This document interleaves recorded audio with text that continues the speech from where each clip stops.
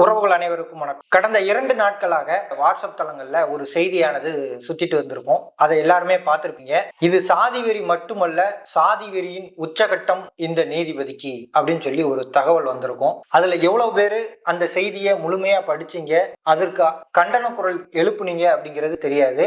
அதோட முழுமையான தகவல்களும் யாருக்கும் தெரிஞ்சிருக்க வாய்ப்பு இல்லை. அது பற்றிய முழு தகவல்களை கூறுறதுக்காக தான் இந்த காணொளி. காஞ்சிபுரம் மாவட்டத்துல SC/ST வன்கொடுமை வழக்கானது பதிவு செய்யப்படுது. SC/ST வன்கொடுமை சட்டம்ங்கிறது DSP லெவல்ல தான் விசாரிக்கப்படும். அதனால CSR போட்டு அதை விசாரிச்சு பார்த்ததுல அதுல உண்மைத்தன்மை இல்லை, இது போலியான புகார் அப்படிங்கிறதுனால CSR உடைய அந்த விசாரணையை முடிச்சுக்கிறாங்க.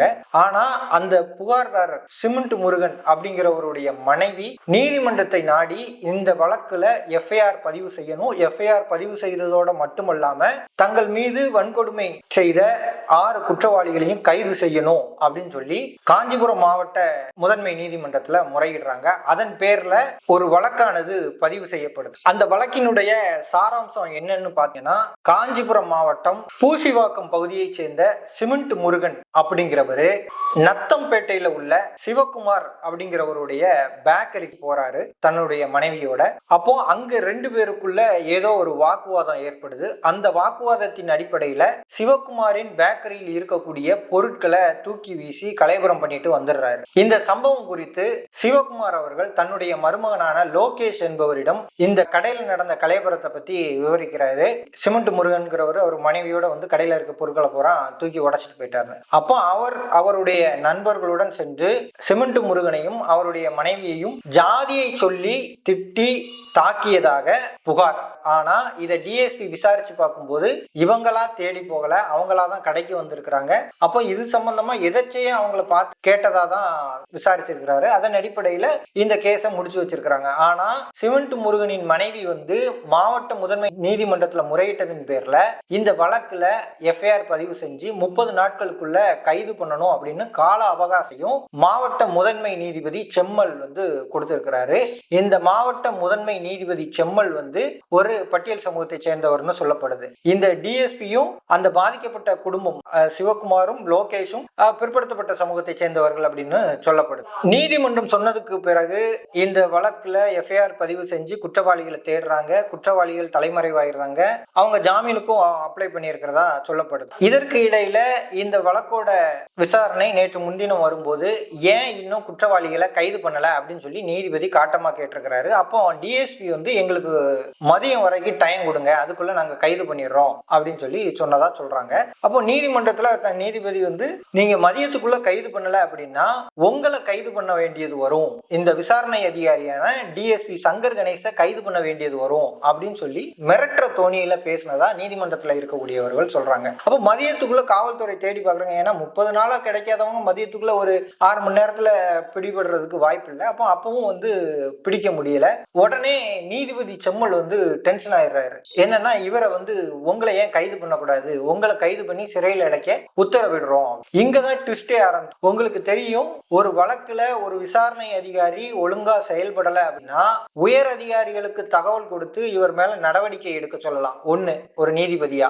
இல்ல அப்படின்னா இத வேறு துறைகளுக்கு, காவல்துறையோட வேறு துறையான CBCIDக்கு மாற்றம் செய்யலாம். இல்ல தமிழ்நாடு காவல்துறை மீதே நம்பிக்கை இல்ல, இந்த குற்றவாளிகளை கைது பண்ணுவாங்க அப்படிங்கிற நம்பிக்கை இல்லாத பட்சத்துல இவர் இந்த வழக்கை CBIக்கு கூட மாத்துறதுக்கு, இல்ல உயர் நீதிமன்ற நீதிபதிகள் மூலமா மாத்துறதுக்கு தமிழக அரசுக்கு பரிந்துரைக்கிறதுக்கு இவருக்கான அதிகாரம்ங்கிறது இருக்கு. ஆனா அதையெல்லாம் பண்ணாம இவர் தன்னுடைய உச்சபட்ச அதிகாரத்தை பயன்படுத்துறதா எண்ணி DSP சங்கர் கணேச கைது பண்ணணும், நீங்க உடனடியாக இவரை அவர் வந்திருக்கக்கூடிய சீருடையிலேயே அவரை கைது பண்ணி சிறையில் அடைக்கணும் அப்படின்னு சொல்லி சொல்றாங்க. அதுவும் பக்கத்துல இருக்கக்கூடிய அந்த நீதிமன்றத்திற்கு அருகில் இருக்கக்கூடிய கிளைச்சிறையிலேயே அடைக்க வேண்டும் அப்படிங்கிற உத்தரவை பிறப்பிக்கிறாரு. அப்போ காவல்துறையினர் தங்களுடன் இருக்கக்கூடிய சக காவலரை உயர் அதிகாரியை கைது பண்ண மறுக்கிறாங்க. இந்த தகவல் காஞ்சிபுரம் மாவட்டம் முழுவதும் அங்க இருக்கக்கூடிய போலீஸ் குரூப்கள்ல பரவுது. இந்த மாதிரி DSPயை கைது பண்ண சொல்லி நீதிபதி உத்தரவு போட்டிருக்காராம் அப்படின்ன உடனே காவலர்களும் நீதிமன்றத்துல குவிறாங்க.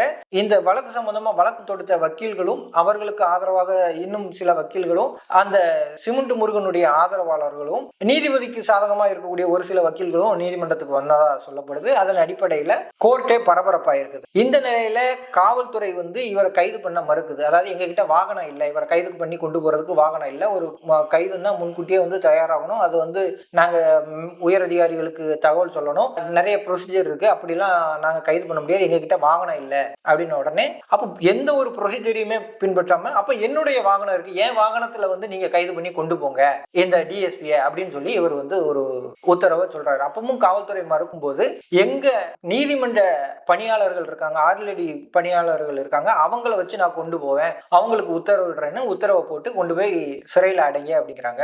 உங்களுக்கு தெரியும், சிறையில கொண்டு போய் அடைக்கிறதுக்கு முன்னாடி மருத்துவ பரிசோதனை அப்படிங்கிறது செய்யணும். ஆனா இது டைரக்டா நீதிபதி வந்து அந்த உத்தரவை பிறப்பிச்சதுனால அந்த நீதிமன்ற பணியில் இருந்த பணியாளர்கள் வந்து வேற என்ன செய்யறதுன்னு தெரியாம அவருடைய உத்தரவை பின்பற்றணுங்கிற நோக்கத்தோட அந்த காவலரை அழைச்சிட்டு போறாங்க. அங்கேயே வந்து காவலர்களுக்கும் அங்கு இருந்த வக்கீல்களுக்கும் நீதிமன்ற ஊழியர்களுக்கும் இடையே சிறிய தள்ளுமுள்ளு ஏற்பட்டதா சொல்லப்படுது.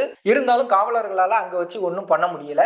இந்த நிலையில அவரை அங்கிருந்து நீதிபதியினுடைய வாகனத்துல ஏற்றி மிக அருகில் இருக்கக்கூடிய கிளைச்சிறைக்கு கொண்டு போறாங்க. கிளைச்சிறைக்கு கொண்டு போன இடத்துல வந்து அவர் காணாம போனதா சொல்லப்படுது. அதாவது ஒரு டிஎஸ்பின்னு இருந்தா அவர் யூனிஃபார்ம்ல இருப்பாரு, அவர்கிட்ட கன்னு இருக்கும். அதெல்லாம் எங்க ப்ரொசீட் பண்றதுக்கு உறவினர்கள் இருந்தா உறவினர்கள்ட்ட கொடுப்பாங்க. அதுவும் ப்ராப்பரா காவல்துறை வந்து இந்த மாதிரி இவரை கைது பண்ணும்போது இந்த நபர்கிட்ட இருந்து இந்தந்த உபகரணங்களை கைப்பற்றிருக்கோம், அதை வந்து நாங்க இவர்கிட்ட ஒப்படைக்கிறோம்னு ப்ராப்பரா ஒப்படைப்பாங்க. இவர் யூனிஃபார்ம்ல இருந்ததுனால அவர்கிட்ட கன்னு இருந்திருக்கலாம், இல்ல வாக்கி டாக்கி இருந்திருக்கலாம், ஸ்டேஷன்ல இருந்து கையெழுத்து போட்டு எடுத்துட்டு வந்த ஏதாவது ஆவணங்கள் இல்ல அது சம்பந்தமான உபயோகமான பொருட்கள் இருந்திருக்கலாம். அதெல்லாம் கொண்டு வந்ததுனால இவர் வந்து காவல் நிலையத்துல கொண்டு போய் ஒப்படைக்க போனாருன்னு சொல்லப்படுது. அங்க இருந்து ஆனா அதுக்குள்ள அங்க இருக்கக்கூடிய மீடியாக்கள் மூலியமா அவர் அங்க இருந்து தப்பிச்சு போயிட்டாரு அப்படிங்கிற ஒரு செய்தி பரப்பப்படுது. இது தமிழ்நாடு பூரா பரபரப்பாகுது. காவல்துறை தரப்புல இன்னொரு தரப்பு என்ன சொல்றாங்கன்னா, அவருக்கு வந்து இயற்கை உபாதை இருக்கு, அதை கூட கேட்காம வந்து அவரை உடனடியாக அவசரமா கொண்டு வந்து அரெஸ்ட் பண்ணிட்டாங்க. அவருக்கு தண்ணி கொடுக்கணும், ஒரு சிறையில கொண்டு போய் அடைக்கும் போது அவருக்கு ட்ரெஸ் வாங்கி கொடுப்பாங்க, தண்ணி கொடுப்பாங்க, அதுக்கு முன்னாடி போவதுக்கு முன்னாடி சாப்பிட்டாரா என்னங்கிறது எல்லாம் கேட்டுதான் கொண்டு போய் அடைப்பாங்க. ஆனா இங்க எந்த விதிமுறைகளும் பின்பற்றப்படாமல் அவரை உடனடியாக சிறையில் அடைக்கணும் அப்படிங்கிற ஒரே நோக்கத்தோட அந்த நீதிபதி செயல்பட்டு இருக்கிறாரு, அந்த நீதிபதி செம்மல். இதனால வந்து அவர் இயற்கை உபாதை கழிக்க போனதாகவும் சொல்லப்படுது. போன டிஎஸ்பி வந்து தன்னுடைய பொருட்களை காவல் நிலையத்துல ஒப்படைச்சிட்டு திரும்ப சிறைக்கு வந்ததா சொல்லப்படுது. ஆனா சிறை அதிகாரிகள், சிறை காவலர்கள் வந்து அவரை உள்ள அனுமதிக்க மறுக்கிறாங்க, சிறையில அடைக்க மறுக்கிறாங்க. எதனால அப்படின்னா, சிறையில அடைக்கிறதுக்கு மருத்துவ சான்றிதழ் அப்படிங்கிறது அவசியம் அப்படின்னு சொல்லி சொல்றாங்க. இல்ல நீதிபதி தான் சொல்லியிருக்கிறாரு, அதனால நீங்க வந்து அடைக்கலாம் அப்படின்னு சொல்லி நீதிமன்ற ஊழியர்கள் சொல்லும் போது, உங்களுக்கு வேணா அது சரியா இருக்கலாம், எங்களுக்கு அந்த சட்டத்திட்டம் பொருந்தாது, அவருடைய மெடிக்கல் சர்டிபிகேட்டும் இருந்தா மட்டும்தான் அவரை நாங்க வந்து சிறையில அனுமதிக்க முடியும், அவருக்கு எதுவும் நோய்கள் இருக்குதா என்னங்கிறது எங்களுக்கு தெரியாது, அதனால நீங்க ஜிஹெச்சுக்கு கூட்டிட்டு போங்க அப்படின்னு சொல்லி அவங்ககிட்ட சொல்றாங்க. அப்ப இந்த தகவலை நீதிமன்ற ஊழியர்கள், அங்க சிறைவாசல்ல இருக்கக்கூடிய நீதிமன்ற ஊழியர்கள் வந்து நீதிபதிக்கு தெரியப்படுத்துறாங்க.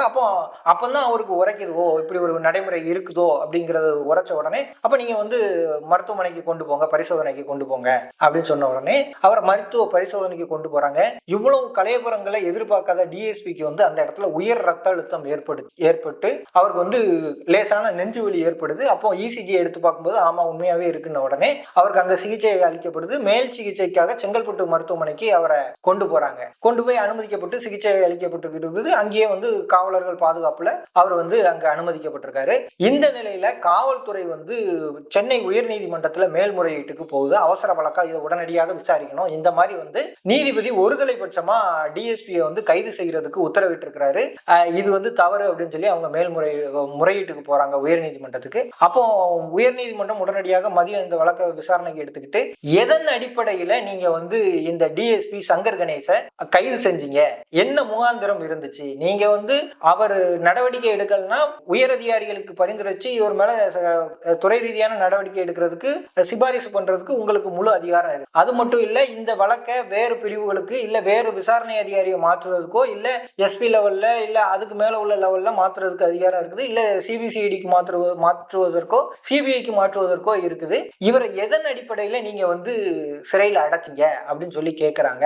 அப்போ அதுக்கான பதில்களை, தெளிவான பதில்கள் கொடுக்கப்படாததுனால அவருக்கு உடனடியாக ஜாமீன்கிறது வழங்கப்படுது. அதோட இந்த வழக்கையும் நீதிமன்றங்கள்ல நடக்கக்கூடிய விஷயங்களை, அதாவது நீதிபதிகள் செய்யக்கூடிய தவறுகள், வக்கீல்கள் செய்யக்கூடிய தவறுகளை விசாரிக்கக்கூடிய விஜிலன்ஸ் அமைப்புக்கு ஒரு உத்தரவை உயர் நீதிமன்றம் பிறப்பிக்குது.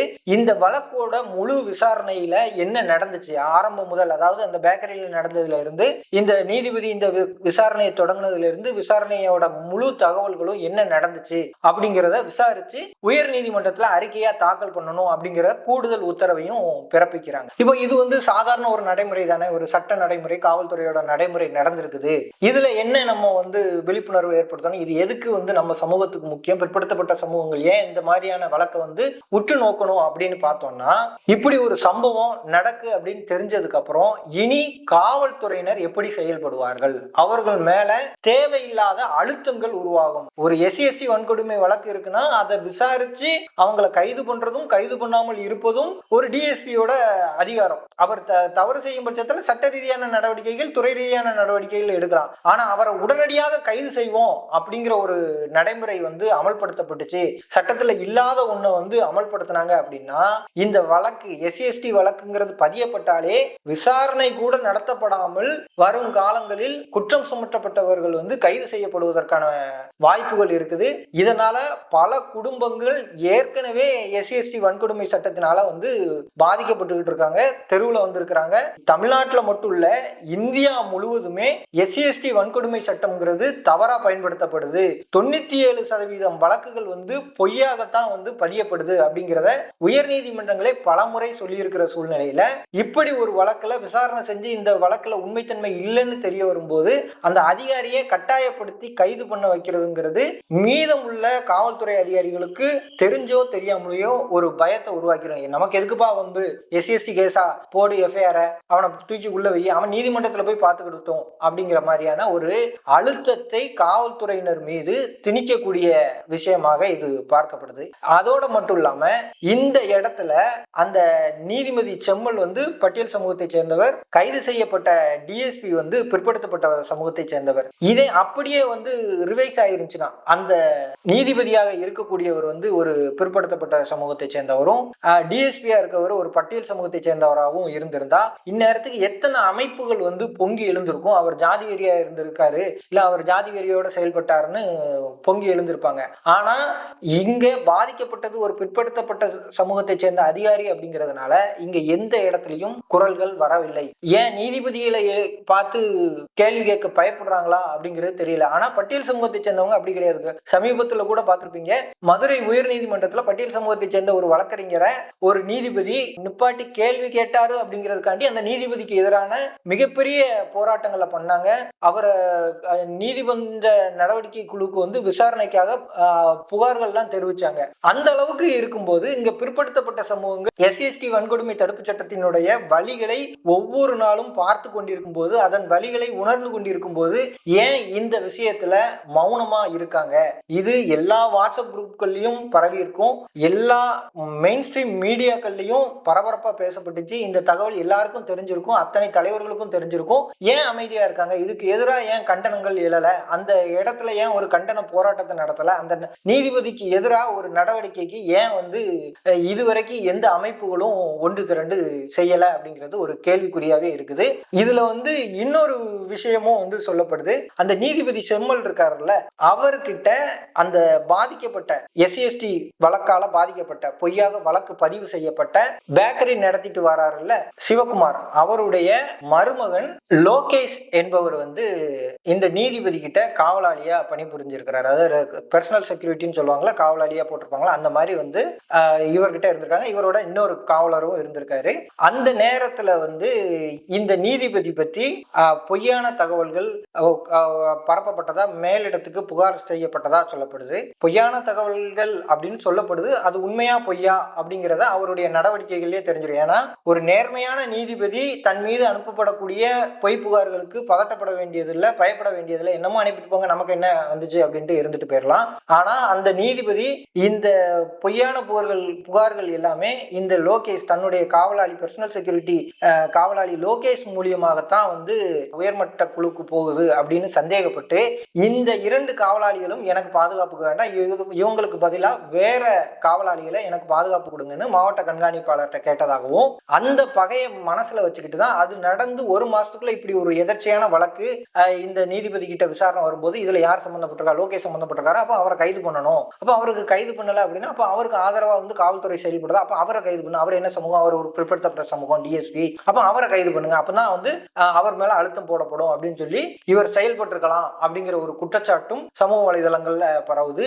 எது எப்படியோ இதை அந்த விசாரணைக்கு உத்தரவிடப்பட்டிருக்கக்கூடிய விஜிலன்ஸ் அமைப்பு முறையா விசாரிக்கணும். இந்த குற்றச்சாட்டுகள் உண்மையா பொய்யாங்கிறது நம்ம பார்க்கும்போது, இந்த விஷயத்தை பார்க்கும்போது இந்த சம்பவமே செயற்கையாக உருவாக்கப்பட்டதோ அப்படிங்கிற சந்தேகம் எழுது. அதையும் அந்த அமைப்பு தான் உறுதிப்படுத்தணும். இது போன்ற தவறுகள் கீழ்மட்டத்தில் இல்ல, சாதாரண பாமர மக்கள் மட்டும் இல்ல, உயர் அதிகாரிகளும் SC/ST வன்கொடுமை சட்டத்தால் பாதிக்கப்படுகிறார்கள் அப்படிங்கிறதுக்கு இதுவும் ஒரு உதாரணம். இதே மாதிரி நிறைய உதாரணங்கள் இருக்குது. ஊமை மேலேயே என்ன ஜாதியை சொல்லி திட்டான் அப்படின்னு சொல்லி PCR வழக்குகள் கொடுக்கப்பட்ட உதாரணங்கள்லாம் இருக்குது. ஆனா இது ஒரு உதாரணம். அப்போ இந்த விஷயத்துக்கு எதிராக ஒட்டுமொத்த பிற்படுத்தப்பட்ட முன்னேறிய சமூகங்கள் அனைவரும் ஒன்று திரண்டு இந்த PCR சட்டத்துக்கு எதிராக போராடணும். குறிப்பா இந்த வழக்குல தங்களுடைய கண்டனங்களை தெரிவிச்சுக்கிடணும். மக்கள் புரிஞ்சுக்கிடணும் PCR சட்டத்தினால மக்கள் எப்படி பாதிக்கப்படுறாங்க, இன்னைக்கு உயரதிகாரிகள் வரைக்கும் எந்த அளவுக்கு பாதிக்கப்படுறாங்க அப்படிங்கிறத. அதனால மக்கள் விழிப்போட இருக்கணும். தொடர்ந்து SC/ST சட்டத்துக்கு எதிரான தங்களுடைய குரல்களை கொடுத்து கொண்டே இருக்கணும். அதை நீக்குவதற்கான வழிவகைகளை செய்ய வேண்டும் அப்படிங்கிற விழிப்புணர்வுக்காக தான் இந்த காணொளி. இந்த காணொளி உங்களுக்கு பிடிச்சிருந்துச்சு அப்படின்னா கண்டிப்பான முறையில் லைக் பண்ணுங்க. நம்ம புதிய சேனலை நீங்க சப்ஸ்கிரைப் பண்ணுங்க. உங்களுடைய கனிவான கருத்துக்களை கமெண்ட் பண்ணுங்க. நன்றி உறவுகளே.